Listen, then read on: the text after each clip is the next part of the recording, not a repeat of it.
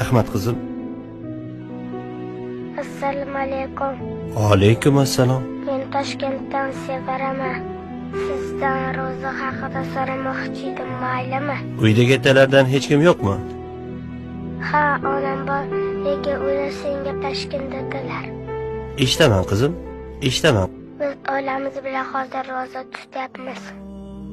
Lekin iftorlikda ham, saharlikda ham duo bilan ochib, duo bilan yopyapmiz. Chunki ishga ishonamiz yo'q.